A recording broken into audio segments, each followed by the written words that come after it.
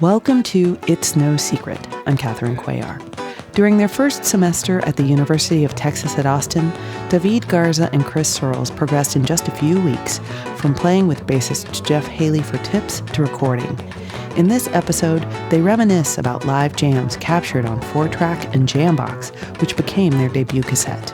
Now you're going way back to the beginning, September 1989. Percussionist Chris Searles. You're saying recording session-wise, you remember the very first one with Officer Bocephus. I'm pretty sure that was the first night, after the first play on the West Mall, the first little performance on the West Mall, that we did that. Then we went and had pizza. Then it was like, we should go record, in classic David style.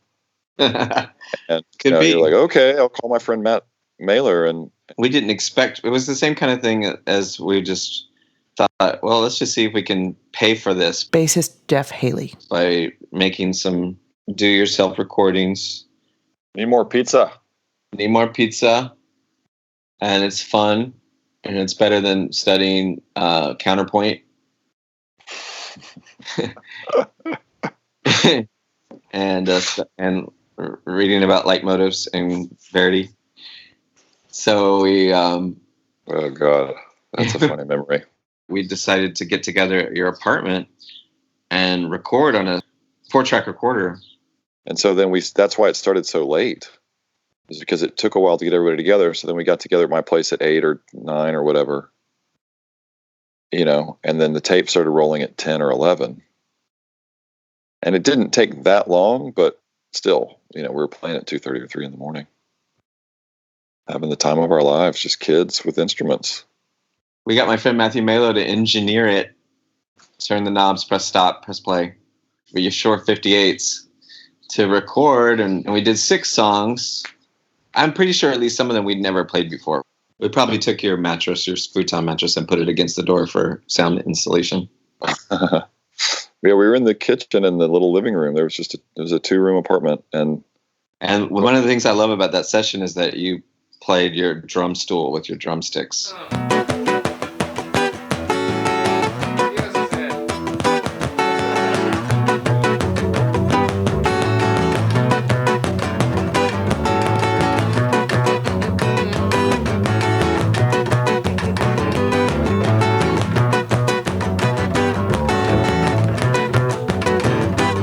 Your vinyl seated drums throne. And they still called the cops on us. Yeah, so we started recording like at 11 o'clock at night. Probably took at least 2 hours to get a decent sound. And then we started recording the songs. And then about 3 or 4 in the morning, we heard a knock on the door of Officer Bocephus. And you, being the leaseholder on the apartment, you answered the door. Because he told us we needed to shut it down. And then he added, and now I hear you're recording drums. So I love that the "and" was in there. Like, on top of all of your other offenses, I'm charging you officially for playing drums. It went from a misdemeanor to a felony at that point. Uh-huh. And we could blame whoever that was that called. I mean, it really was 2:30 or 3 in the morning at that point. And, that would drive anybody with a regular job to call the cops. Rather be lost, where you play the washboard and W played harmonica.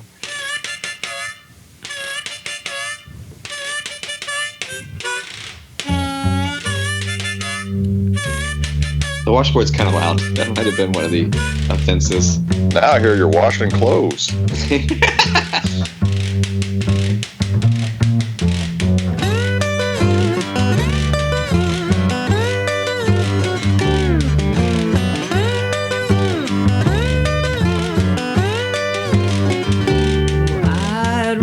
Be lost in a forest than be found in a grave, because we give the high cost to the poorest, and then we drive on the roads they pave.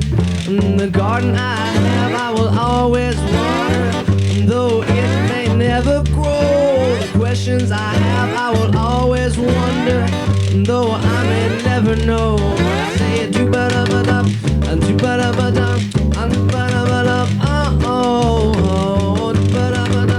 I live in a co-op.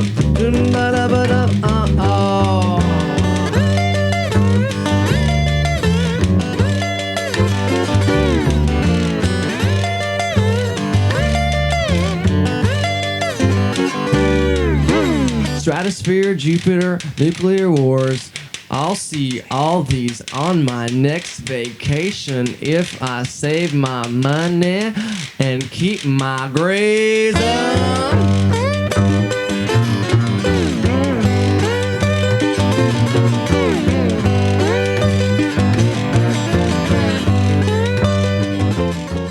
It was pretty early on. It was like within 2 weeks of us playing. Yeah, I mean, it sounds like I really had no idea how those songs went, and you and David had sort of learned them. You know, you play great harmonically and everything, but yeah, I don't think we knew those songs very well at all. Like some of them, I think from my point of view, we must have played at least once, like Song for Our World, because it's such a difficult song to play. And the red, the yellow, the green, each day grow more hungry for the freedom that they're fighting for. Yeah, but the red, the white, and the blue, we can't decide which drug to do. So we do them all, every day. That's why all of your friends die. All of your cars have air conditioning. All of your friends say hi. It's just my tough luck, isn't it? All of your jet planes fly. All of your cars have air conditioning. All of your bedfriends die. It's just my tough luck, isn't it? It's just my tough luck, isn't it? It's just my tough luck, isn't it?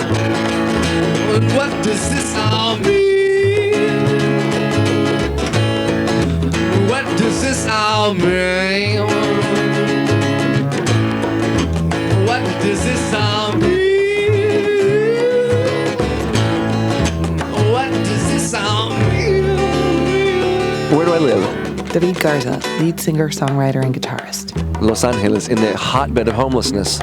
Why are the homeless so always far away from home? 12% rise in homelessness in 2019. Do you know how many people that is? That's thousands of people. Every single day, from 6 a.m. in the morning until I pick up Samara at the bus stop every night, we run into homelessness. Every single day. It's mental illness. What does Samara do? She administers to the homeless. That's all she does. Why the homeless are always far away from home? Why are the homeless here always far away from home? Why are the homeless so always far away from home? When we recorded those songs, you know, it's a lot of that stuff's on there. We play Burnwood, you know, and that's about maybe one of his first painful breakups or whatever. I didn't really understand what SUSAN, what we were doing. It just was fun, you know? He was telling the truth about love at that stage in life. On Burnwood lives my love. On Burnwood is the one I dream of. On Burnwood, there's a castle. My princess is there. She's there. She's there. On Burnwood, there's a bed.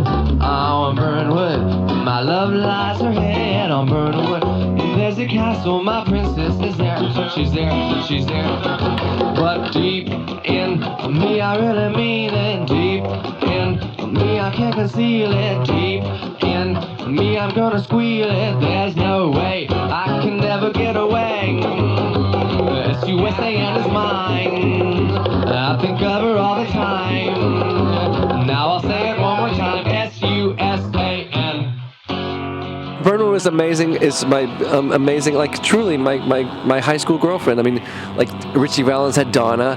I have Burnwood. She's my Donna, and she was the perfect woman. And she was so smart, and I was probably more in love with her brother Tim than her, because he was so cool. And this guy ended up being a banker in Turkey, like this amazing dude. On Burnwood lives her sister on Burnwood. Is where Romero kissed her on Burnwood. When there's a castle, my princess is there. She's there, she's there, on Burnwood. Is where her life is spent on Burnwood. She's student council president on Burnwood. When there's a castle, my princess is there. She's there, she's there. But deep in me, I really mean it. Deep in me, I can't conceal it. Deep in me, I'm gonna squeal it. There's no way I can never get away from S-U-S-A and his mind. I saw it all the time, and now I'll say it one more time. S-U-S-A-N. On Burnwood Live, you would sometimes grab the mic and do like a Tibetan throat singer solo and the little bowing part in the middle. I have a feeling S-U-S-A-N would not have been nearly as entertaining if it hadn't been for your presence. But deep in me, I really mean it. Deep in me, I can't conceal it. Deep in me, I'm gonna squeal it. There's no way I can never get away. Ooh, yeah, yeah, yeah. Ooh, yeah, yeah, yeah. Ooh, yeah, yeah, yeah. S-U-S-A-N. Hey! S-U-S-A-N is mine, and I think of her all the time. Now I'll say it one more time. S-U-S-A-N.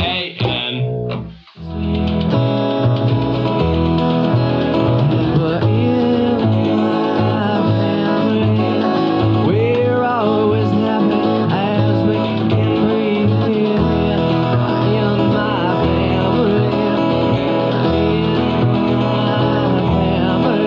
Oh, in my family, everything works out copacetically.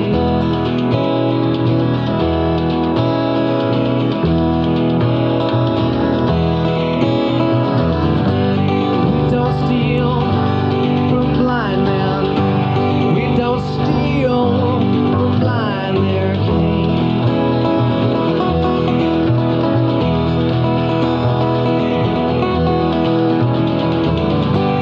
We don't steal from Adam. We don't steal from Adam and Eve, their king.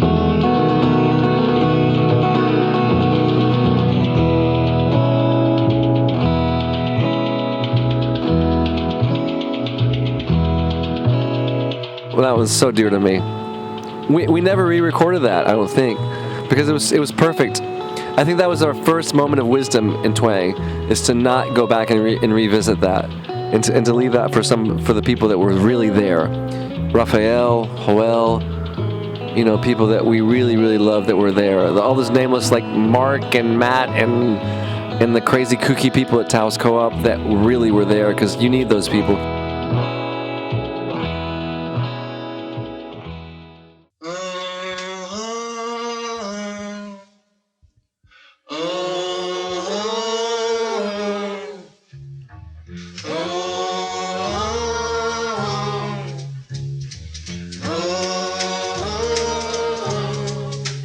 Again, that's like a Gemma song. It's all about Gemma. Because I just loved her so much.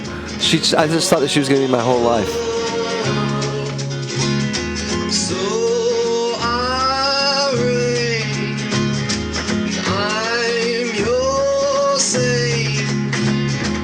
I'll go straight to hell anyway. Oh, my senses sin for you. I'm not fooling over you. So won't you save for me? Oh, like you can save for me. Oh, like your head. Was singing songs about heartbreak or love that was just profound, and they're still relevant today. It's a certain type of moment in your life. My heart beats fine in 3 more times for you.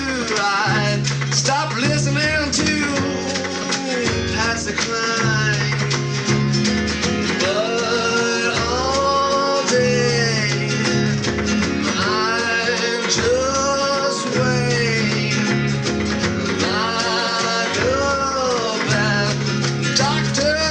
I lose patience all day, so won't you say for me a lot of your care? Say for me a lot of your hair.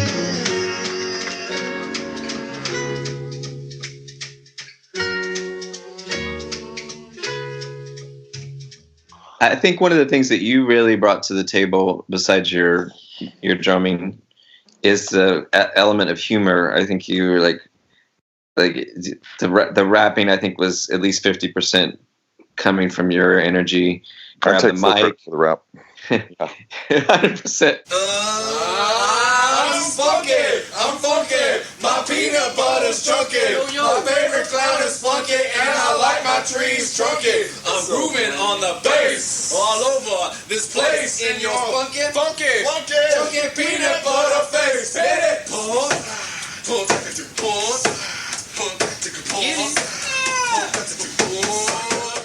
Bases and Shoes is another jam. That's a total Taoist jam. We never re-recorded that as well. The best stuff we never did twice. You cannot repeat your first kiss. You cannot plan your first kiss, and you cannot repeat it. It either happens or it doesn't.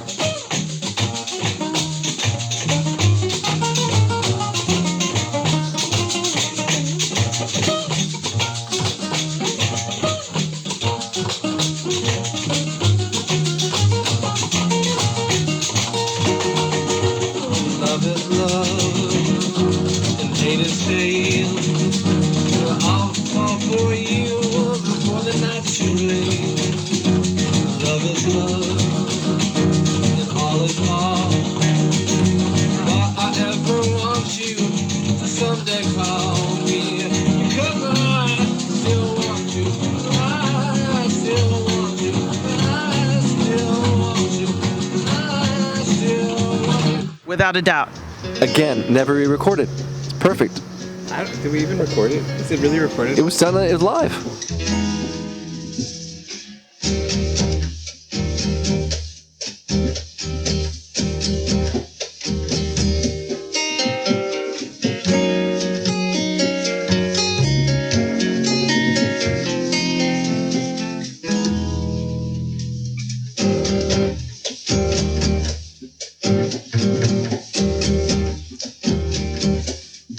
It's like the purest twang experience. Like we learned it on the fly and recorded it. You can tell, if you know Twang that he hadn't even written lyrics yet. All he had was the melody. So he just hummed the melody. And we did it in one take. And there's a motorcycle that goes by loudly in the middle of the take. And when we listen to the playback, we're like, we don't care. Like that's exactly the way we want it to sound.